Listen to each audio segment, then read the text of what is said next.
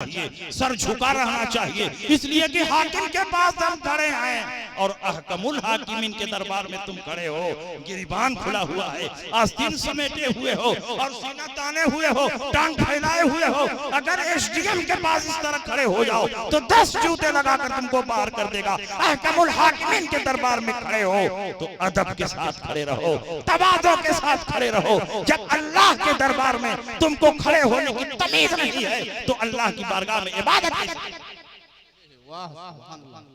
इसलिए मेरे भाइयों, आप इनके बहकावे में ना आइए। इनके सवाल तो बहुत हैं, रात भर हम जवाब देते रहेंगे तो भी इनका सवाल खत्म नहीं होगा। और आज से नहीं, हमारे उलमा जब से ये पैदा हुए हैं तब से जवाब दे रहे हैं, किताबें लिख रहे हैं, फिर भी इनका सवाल वहीं का वहीं रहा। मिलाद कहां से साबित है, सलाम कहां से साबित है, जुलूस निकालना कहां से साबित है, हुजूर अलैहिस्सलाम नूर हैं, ये किस हदीस से साबित है? अरे ये हदीस तो इमाम बुखारी के दादा से साबित है। तुम तो खाली इमाम बुखारी तक पहुंचे हो, ये इमाम बुखारी के दादा उस्ताद से साबित है। इमाम बुखारी के उस्ताद नहीं, दादा उस्ताद हैं हजरत इमाम अब्दुर रज़्ज़ाक। उनकी किताब का नाम मुसन्नफ है, मुसन्नफ अब्दुर रज़्ज़ाक में ये नूर वाली हदीस मौजूद है। हजरत जाबिर इब्न अब्दुल्लाह ने पूछा, या रसूल अल्लाह, अल्लाह ने तमाम चीजों से पहले किस चीज को पैदा फरमाया? तो नबी ने इरशाद फरमाया, या जाबिरो इन्नल्लाह तआला खलक़ा क़ब्ल अल-अशियाइ नूर नबिय्यका मिन नूरी। ऐ जाबिर इब्न अब्दुल्लाह, अल्लाह ने तमाम चीजों से पहले मेरे नूर को अपने नूर से पैदा। और इस हदीस को एक दो नहीं, सैकड़ों मुहद्दिसीन ने अपनी अपनी किताबों में दर्ज किया। किसी ने ये नहीं कहा ज़ईफ है, हम अपनी किताब में जगह नहीं देंगे। इमाम अहमद कस्तलानी ने मवाहिब दुनिया में इस हदीस को नकल फरमाया।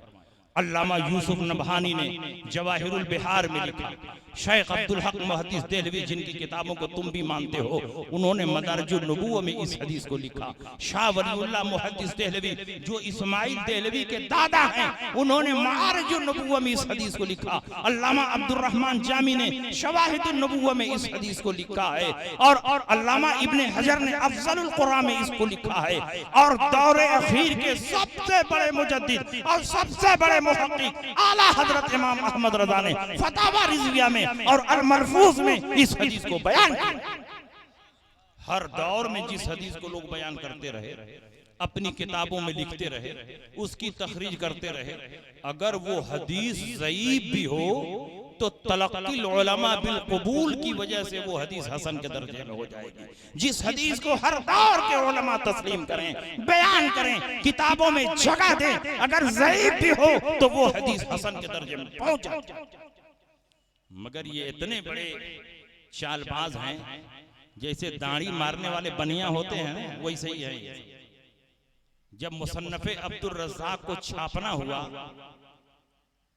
तो कई सौ साल तक मुसन्नफ़े अब्दुर रज़्ज़ाक में ये हदीस छपती रही।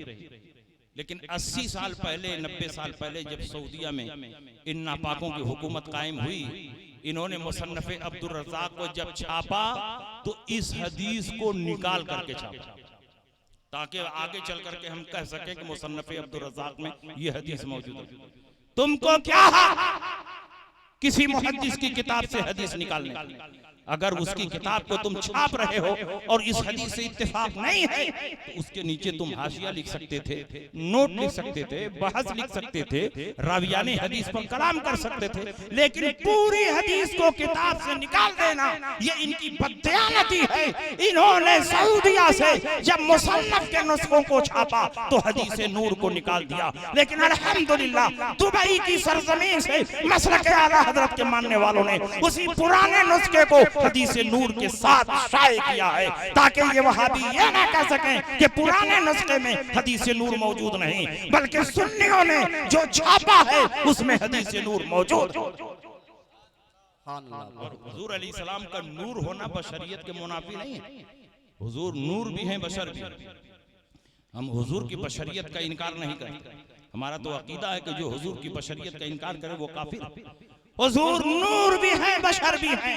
हुजूर अपनी सिफात में नूर है और अपनी जात में बशर है। कुरान ने आपके नूर होने का ऐलान किया, नबी ने अपने नूर होने का ऐलान किया, तो हम आपको नूर भी मानते हैं। और कुरान ने आपकी बशरियत का ऐलान किया तो हम आपको बशर भी मानते हैं, लेकिन अपने जैसा नहीं, अफजलुल बशर मानते हैं, खैरुल बशर मानते हैं, ऐसा बशर मानते हैं कि आज तक अल्लाह ने ऐसा बशर न पैदा किया न क़यामत तक पैदा करे। अल्लाह की सरताबा कदम शान है ये, इंसान ही इंसान, वो इंसान है ये। कुरान तो ईमान बताता ही नहीं, ईमान ये कहता है मेरी जान।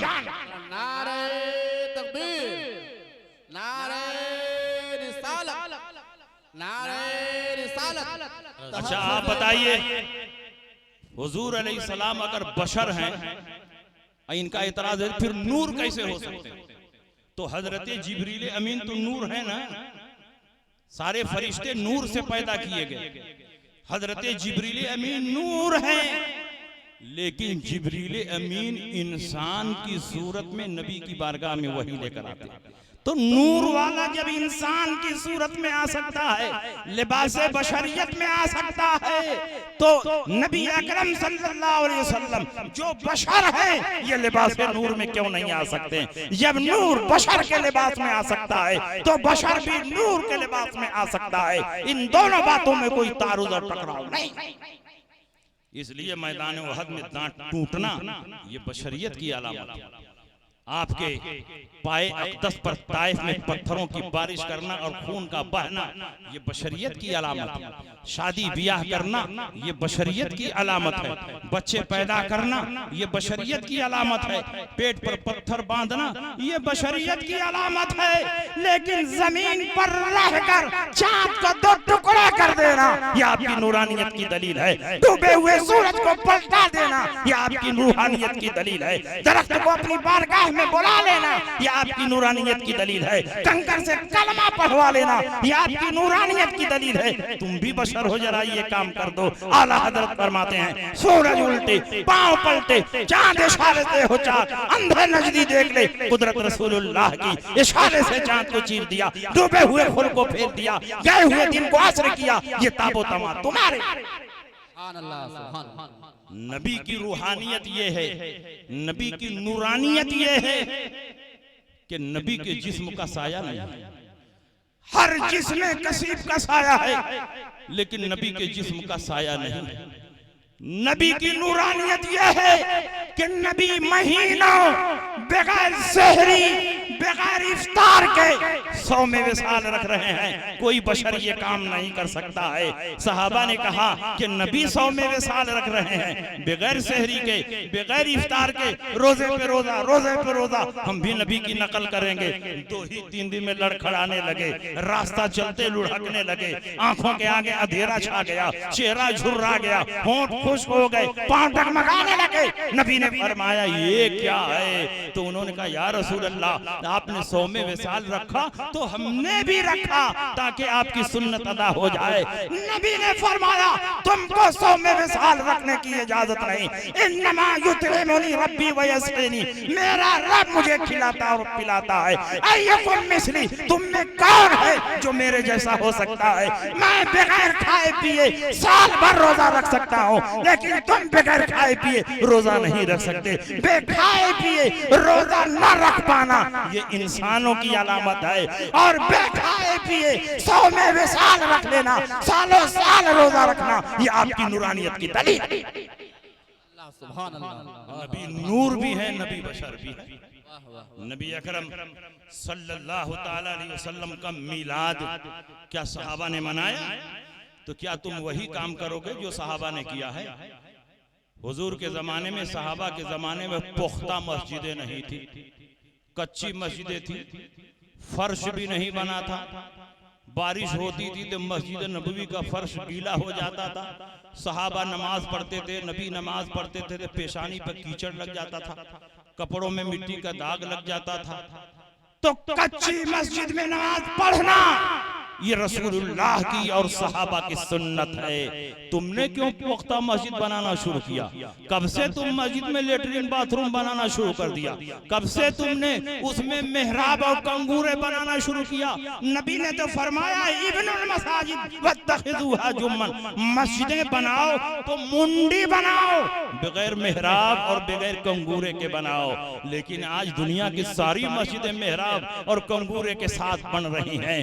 मस्जिद पर मीनार बनाना इस हदीस के खिलाफ है, लेकिन सबसे बड़े बड़े मीनार तो तुम्हारे ही नजर आ रहे हैं। ये बिदअत क्यों कर रहे हो? नबी के जमाने में कोई मदरसा नहीं था, लिहाजा अपने मदरसे में ताला लगा दो। सहाबा के जमाने में कोई दारुल उलूम नहीं था, अपने दारुल उलूम में ताला लगा दो। सहाबा के जमाने में खुलफाए राशिदीन का नाम खुतबे में नहीं पढ़ा जाता था, खुतबे में खुलफाए राशिदीन का नाम बंद कर दो। सहाबे किराम के जमाने में ये सुन्नत कुरान की नहीं पढ़ाया जाता था, कायदा बगदादी नहीं पढ़ाया जाता था, और बुखारी शरीफ की तालीम नहीं होती थी, मुस्लिम की तालीम नहीं होती थी, शशमाही सालाना इम्तिहान नहीं होता था, दस्तरबंदी का जलसा नहीं होता था। तबलीगी जमात वाले जो नगर नगर डगर डगर निसाबे तालीम लेकर घूम रहे हैं, तक़वियतुल ईमान लेकर घूम रहे हैं, पाबंदी लगाओ उसको, इसलिए कि सहाबा के जमाने में ये काम नहीं हो रहा था। हम नबी की मोहब्बत में मीलाद करें तो बिदअत है, नबी की ताज़ीम में खड़े होकर सलाम पढ़ें तो बिदअत है,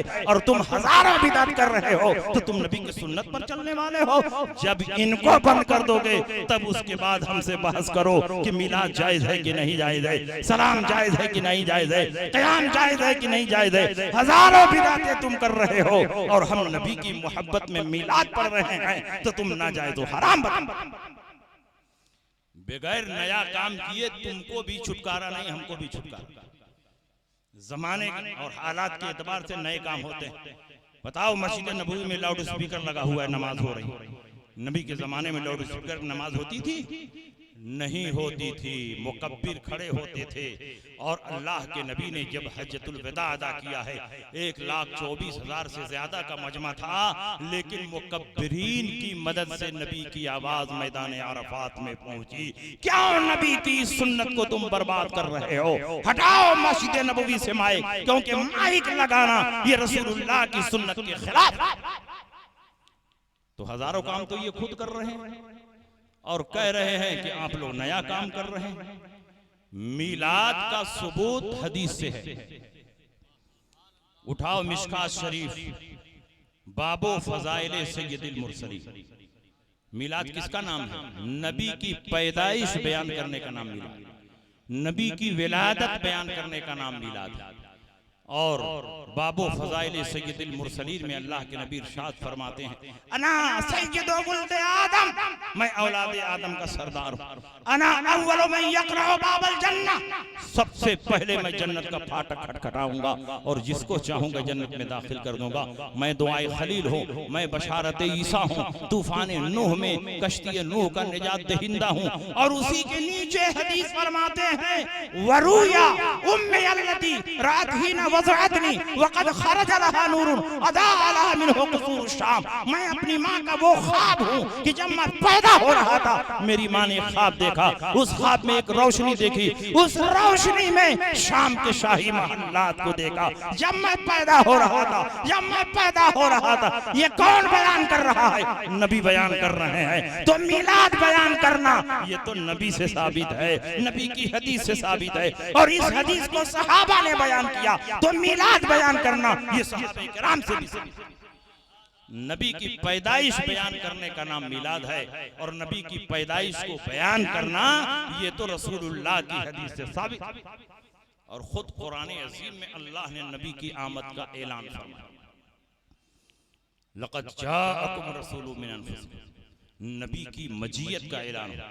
क़द जाअकुम बुरहानुम मिन रब्बिकुम, नबी के आने का ऐलान हो रहा है। क़द जाअकुम मिनल्लाहि नूरुन व किताबुम मुबीन, नबी की आमद का ऐलान हो रहा है।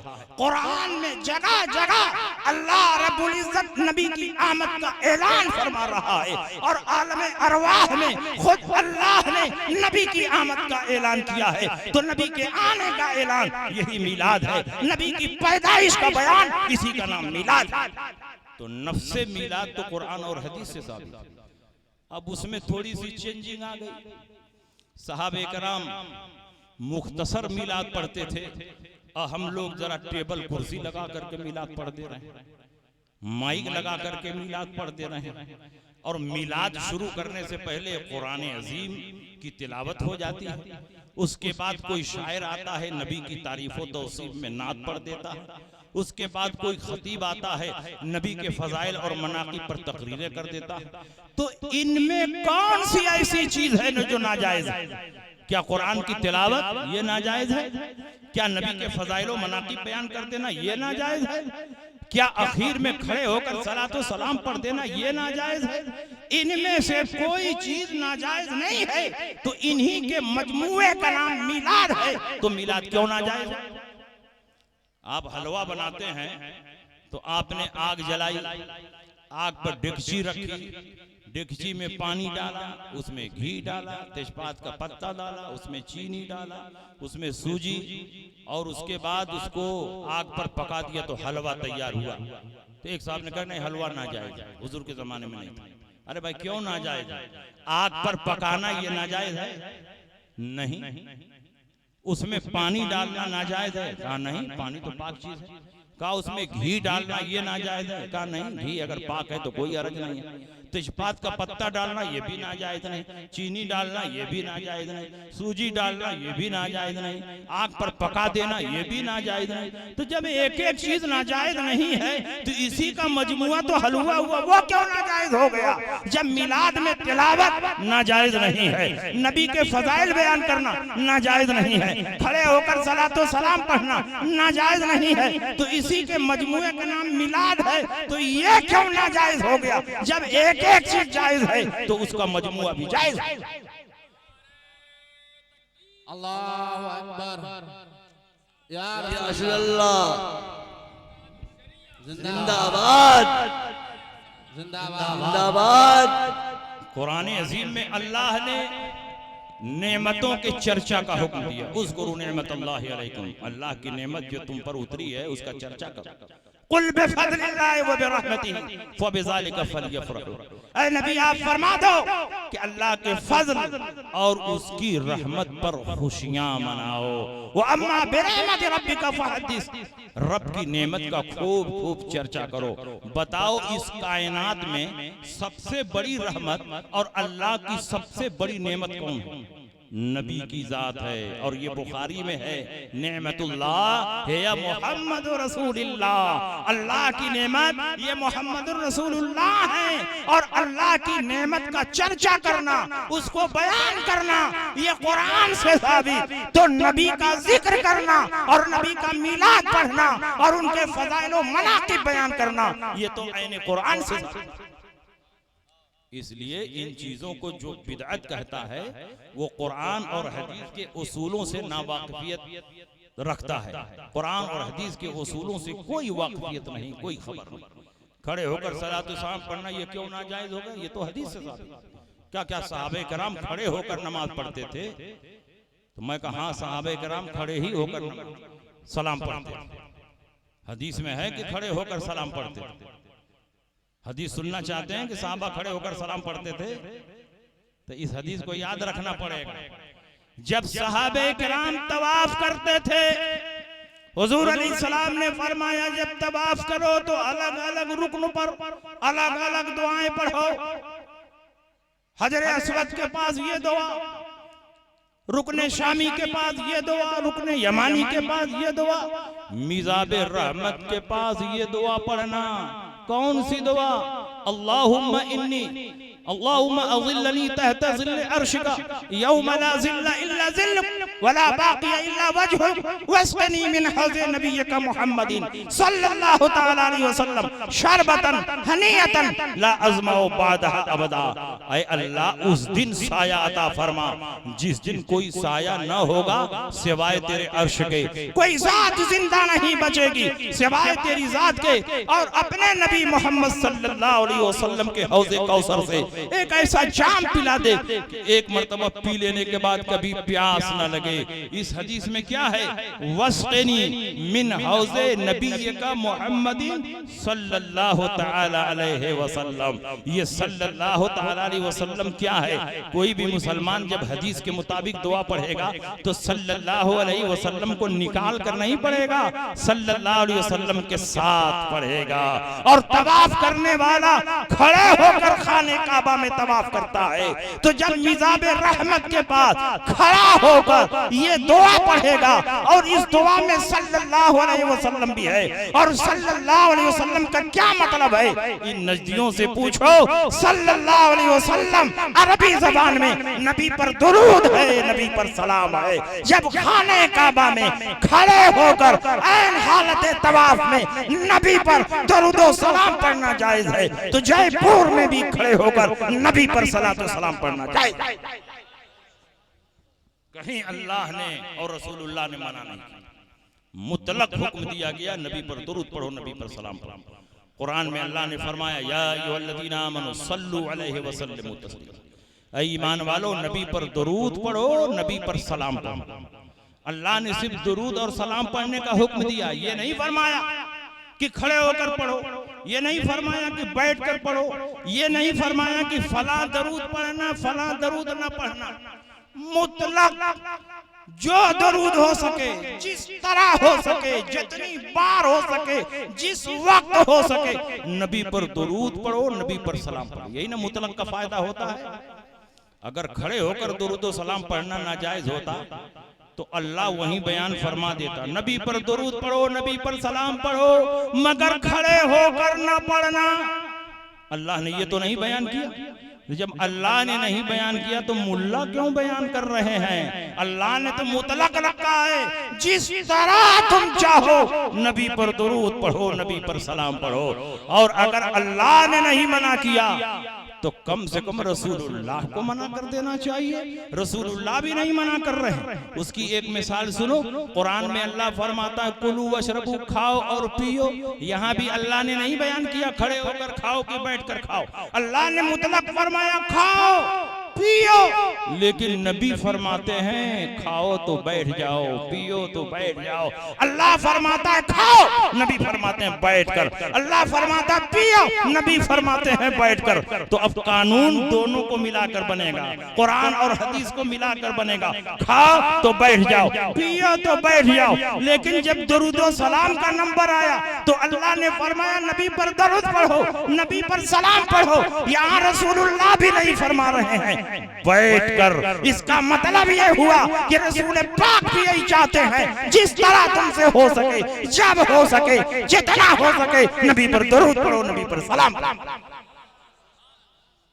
तो जब अल्लाह और रसूल कोई खास टाइम नहीं बता रहे, कोई खास जुमला नहीं बता रहे हैं, कोई खास कैफियत नहीं बता रहे हैं, खड़े होने और बैठने की कैद नहीं लगा रहे हैं, तो बंदा जिस तरह हो सके नबी पर दुरूद पढ़े, नबी पर सलाम पढ़े। और सुनिए आखिरी बात, नबी अकरम सल्लल्लाहु ताला अलैहि वसल्लम को अगर ये मकसूद होता कि ये लोग खड़े होकर सलात व सलाम न पढ़ें तो अल्लाह के नबी सराहत के साथ बयान फरमा देते, कहीं नहीं बयान फरमा। बल्कि अल्लाह के नबी ने दुरूद व सलाम पढ़ने की तरगीब दी। अल्लाह के नबी फरमाते हैं औलन्ना से भी यौमल क़यामा अक्सरुहुम अलैया सलातन, वो बंदा क़यामत में मुझसे सबसे ज्यादा करीब होगा जो कसरत के साथ मुझ पर दुरूद पढ़ता है। कसरत कब पैदा होगी? जब खाली नमाज में दुरूद पढ़ेंगे तब पैदा होगी। कसरत पैदा होगी जब फुर्सत मिले तब दुरूद पढ़िए। अजान से पहले दुरूद पढ़िए, इकामत से पहले दुरूद पढ़िए, मिलाद से पहले दुरूद पढ़िए, तकरीर से पहले दुरूद पढ़िए, दुआ मांगने से पहले दुरूद पढ़िए, फातिहा पढ़ने से पहले दुरूद पढ़िए। बार बार दुरूद पढ़ेंगे तब न कसरत पैदा होगी।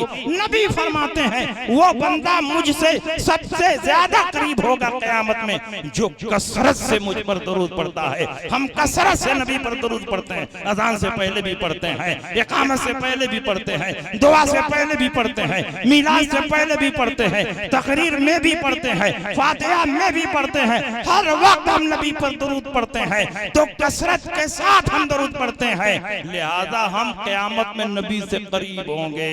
और तुम तो सिर्फ नमाज में दरूद पढ़ते हो, कसरत नहीं पैदा होती है, इसलिए तुम नबी से दूर रहोगे। जो कसरत के साथ दरूद पढ़ते हैं वही क़यामत में नबी से करीब होंगे और वही नबी की शफाअत। इसलिए मेरे भाइयों, इस तरह के सवालों का जवाब बारहा दिया जा चुका। इनका सबसे ज्यादा ठोस और मजबूत जवाब ये है कि किसी चीज के जायज होने की दलील नहीं चाहिए, नाजायज होने की दलील चाहिए। मिलाद जायज है, इस पर दलील देने की कोई जरूरत नहीं, क्योंकि अशिया में असल इबाहत है। जिसके हराम होने पर कोई दलील मौजूद ना हो, वो चीज अपनी असल के एतबार से जायज है। अगर वहाबियों में दम है तो मिलाद के नाजायज होने पर कोई कुरान की आयत और हदीस पेश करें, दुरूद व सलाम के नाजायज होने पर कोई आयत और हदीस पेश करें, फातिहा के नाजायज होने पर कोई आयत और हदीस पेश करें, सलाम पढ़ने पर कोई आयत और हदीस पेश करें, चादर चढ़ाने के हराम होने पर कोई आयत और हदीस पेश करें। क़यामत तक वहाबी जुट जाएं तो इन चीजों के हराम होने पर कोई दलील पेश नहीं कर सकते। तो जब इसके हराम होने पर कोई दलील नहीं है तो दलीले हुर्मत का ना होना, यही तो दलीले हिल्लत है, यही तो दलीले इबाहत है। कुरान अज़ीम में अल्लाह ने उन तमाम औरतों को बयान कर दिया जो औरतें हराम थी, लेकिन जो हलाल औरतें थी उनको नहीं बयान किया। हुर्रिमत अलैकुम उम्महातुकुम व बनातुकुम व अखवातुकुम व अम्मातुकुम व खालातुकुम व बनातुल अखी व बनातुल उख्ती व उम्महातुकुम अल्लाती अर्दानकुम व अखवातुकुम मिन अर्दाति व उम्महातु निसाइकुम व रबाइबुकुम अल्लाती फी हुजूरिकुम मिन निसाइकुम अल्लाती दखलतुम बिहिन्ना फ इन लम तकुनु दखलतुम बिहिन्ना फला जुनाह अलैकुम व हलाइलु अबनाइकुम अल्लज़ीना मिन अस्लाबिकुम व अन तजमउ बैनल उख्तैन इल्ला मा क़द सलफ इन्नल्लाह कान गफूरर रहीम। चौथा पारा खत्म, पांचवा पारा शुरू होता है वल मुहसनातु मिनन निसाए इल्ला मा मलकत अयमानुकुम किताबल्लाहि अलैकुम व उहिल्ला लकुम मा वराअ ज़ालिकुम। तुम्हारी माएँ तुम पर हराम, तुम्हारी बेटियां तुम पर हराम, तुम्हारी बहनें तुम पर हराम, तुम्हारी भांजियां तुम पर हराम, तुम्हारी रजाई माँ तुम पर हराम, तुम्हारी बहू तुम पर हराम, दो बहनों को एक साथ निकाह में लाना हराम, और तुम्हारी रबीबा तुम पर हराम अगर उसकी माँ के साथ वती हो गई है। तो जो जो औरतें हराम थी अल्लाह ने सबको बयान कर दिया, लेकिन जो हलाल थी उनको नहीं बयान किया, सिर्फ इतना फरमाया वो उहिल्ला लकुम मा वराअ ज़ालिकुम, इनके सिवा जो औरतें हैं वो सब तुम्हारे लिए हलाल है। इसका मतलब यह होगा जो हराम होगा उसको बयान किया जाएगा। जो जानवर हराम थे अल्लाह ने कुरान में बयान फरमा दिया वो उहिल्लत लकुम बहीमतुल अनआम इल्ला मा युतला अलैकुम, सारे जानवर तुम्हारे लिए हलाल किए गए इल्ला मा युतला अलैकुम, लेकिन जिन जानवरों की तिलावत की जा रही है वो तुम्हारे ऊपर हराम है। इसका मतलब होगा जो हराम होगा उसकी तिलावत कर दी जाएगी, जो हराम होगा उसको बयान कर दिया जाएगा। तुम कहते हो मिलाद हराम है, तो बताओ कहाँ लिखा है मिलाद हराम है? कुरान में दिखाओ, हदीस में दिखाओ। तुम कहते हो फातिहा हराम है, तो कहाँ लिखा है? कुरान में दिखाओ, हदीस में दिखाओ। तुम कहते हो चादर चढ़ाना हराम है, कुरान में दिखाओ, हदीस में दिखाओ। तुम कहते हो मिलाद पढ़ना हराम है, कुरान में दिखाओ, हदीस में दिखाओ। जब कहीं हराम होने की कोई दलील मौजूद नहीं है तो दलील हुर्मत का ना होना यही इन चीजों के जायज होने की दलील है। नारे तकबीर, नारे रिसालत, तहफ्फुज़ ईमान कॉन्फ्रेंस व जश्न दस्तार बंदी। बातें बहुत हैं कहने के लिए, समझ वालों के लिए इतनी हदीसें जो हमने बयान कर दी हैं वो बहुत है, और ना समझने वालों के लिए हदीसों का दफ्तर भी नाकाफी। अब इनकी आंख में हम बुखारी शरीफ घुसेड़ भी दें तो भी नहीं मानेंगे। इतनी हदीसें हमने सुनाई हैं, ज्यादातर हदीसें सब बुखारी की जो हमने पेश की। तो जिनके पास ईमान है, ईमान की दौलत है, वो तो एक भी हदीस सुन लेते हैं तो मचल जाते हैं, और जो ईमान की दौलत से महरूम है दिन रात उनको हदीसें सुनाते जाओ। क्या अबू जहल नबी की हदीसें नहीं सुनता था? अबू लहब नबी की हदीसें नहीं सुनता था, उतबा शैबा नबी के मोजज़ात कमालात नहीं देखते थे, सब कुछ देखते थे सुनते थे, लेकिन अल्लाह ने उनके दिलों पर मुहर कर दी थी, इसलिए नबी की कोई बात उनके कानों में नहीं दाखिल होती थी। लेकिन सहाबे किराम जो नबी पर मजबूत ईमान रखते थे, नबी की एक एक अदा पर झूम जाते थे और नबी की ताजीम के लिए वो दलील नहीं खोजते थे, हर वो काम करते थे जिससे नबी का मकाम बुलंद हो, नबी की अजमत जाहिर हो, नबी की शान जाहिर हो। सहाबे किराम जानते थे कि नबी की अजमत बयान करने के लिए दलील की जरूरत नहीं, मोहब्बत रसूल की। सुभान अल्लाह, सुभान अल्लाह। बहुत बस इन्हीं बातों के साथ मैं रुखसत हो रहा हूँ। इंशाअल्लाह फिर कोई कंफ्यूजन हो, कोई आपको एतराज हो तो हमारे पास लिख करके आप भेजिए, इंशाअल्लाह मैं लिख करके उसका जवाब आपके पास भेज दूंगा। वाखिर दावाना अनिल हम्दुलिल्लाहि रब्बिल आलमीन व मा अलैना इल्लल बलाग। अस्सलाम वालेकुम।